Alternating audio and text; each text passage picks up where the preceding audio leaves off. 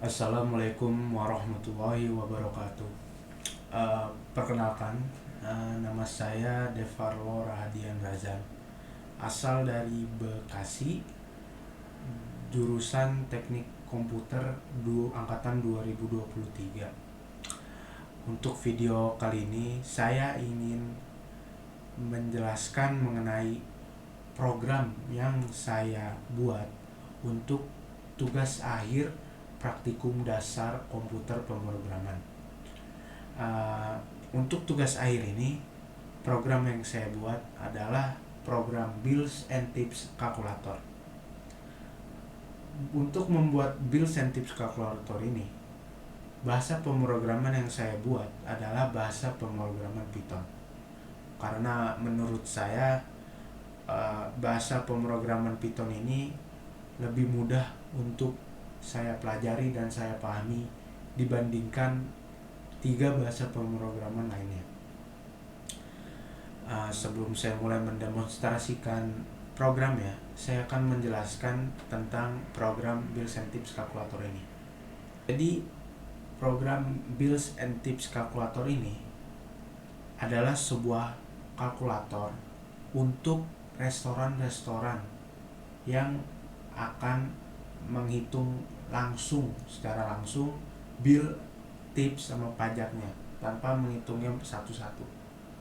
Jadi saya harapkan dengan program Builds and Tips Calculator ini kita sudah tidak memerlukan seperti botol tips yang dimana customer akan memasukkan uang ke dalam botol itu dan kita akan menghitungnya secara manual. Dengan kalkulator ini kita bisa langsung menghitungnya dengan satu secara bersamaan dengan bill yang customer beli di sebuah restoran.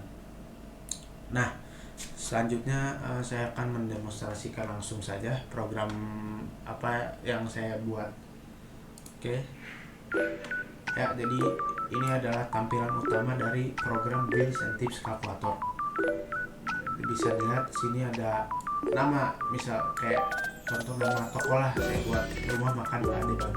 Terus di bawahnya kita bisa melihat ada box customer details yang dimana isinya ada nama dan juga number ini tuh kayak nomor pesanan dari customer, dari pelanggannya. Terus di bawahnya itu ada box untuk menu yang dimana ada items dan quantity itu seperti kayak jumlahnya, ada mie goreng Jawa, nasi goreng, es teh manis dan es jeruk.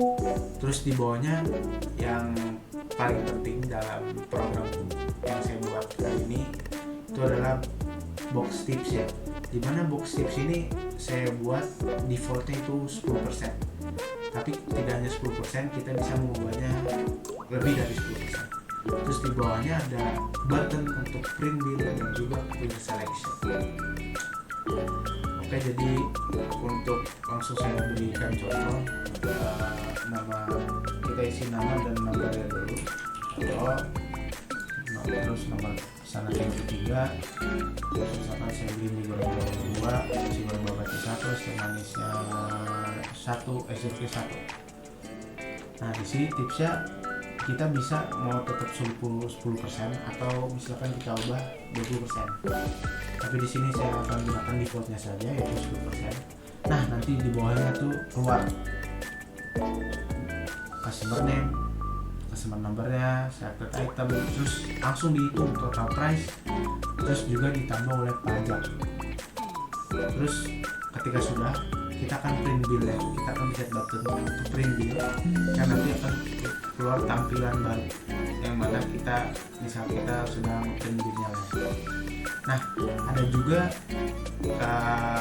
ada juga function di mana misalkan saya lupa menulis nama atau saya menulis nama nomor pesanan. Misalkan ini kita lihat, kita hapus, terus kita print bill, nggak bisa, akan keluar tampilan warning di mana saya harus memasukkan nama lagi. Ada juga sebaliknya di mana saya memasukkan nama dan nomor pesanan, tapi saya tidak memasukkan item quantity-nya, saya tidak memilih salah satu dari item tersebut, maka nanti akan keluar tampilan warning lagi, dimana itu akan menurut saya untuk memilih salah satu menu yang tersebut tersedia di kalkulator ini. Jadi itu kurang lebih cara kerja program yang saya buat untuk tugas akhir ini. Nah, setelah itu saya akan menjelaskan modul-modul apa saja yang sudah saya pakai untuk membuat program ini. Yang pertama itu saya memakai variabel dan tipe data. Kedua, saya memakai perulangan. Ketiga, saya memakai pengkondisian. Keempat, saya memakai metode. Kelima, saya memakai OOP. Dan keenam, saya memakai yang terakhir modul GUI. Di mana untuk variabel dan tipe data itu pasti banyak sudah kepakai di dalam program, contohnya kayak self root sama dengan root, di mana self rootnya itu bisa menjadi sebuah variabel untuk nilai root, terus kayak row sama dengan 1. Nah, dan juga terus ada perulangan kayak if. Di sini saya pakai if not self customer name return. Terus habis itu untuk modul 3-nya pengkondisian. Kebalik. Pengkondisian itu yang if. Terus perulangan yang for item info kayak gini contohnya. Terus habis itu ada metode kayak def create GUI, def init self root. Terus habis itu OOP, modul OOP kayak saya bikin class build tips kalkulator. Terus habis itu class ya, terus habis itu ada yang modul terakhir yaitu GUI, dimana untuk Python untuk membuat GUI-nya itu memerlukan import tekinter dulu ya. Terus dimana untuk kode untuk membuat GUI-nya seperti ini, detail frame, name label, ini menu frame, item header, ini untuk buat frame-nya.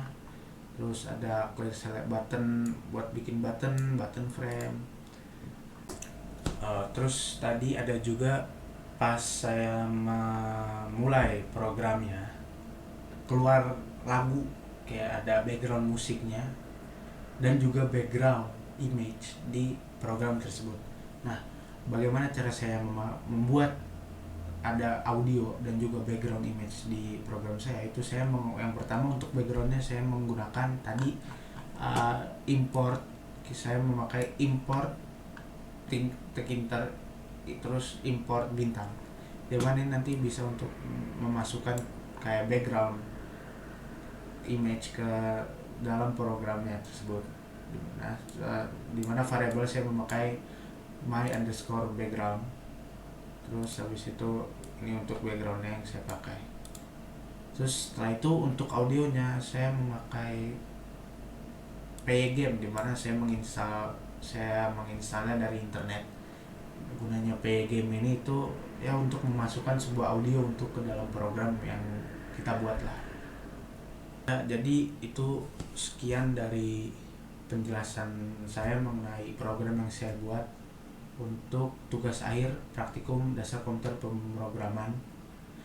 Mohon maaf bila ada kesalahan dalam saya menjelaskannya. Wabillahi taufiq wal hidayah. Wassalamualaikum warahmatullahi wabarakatuh.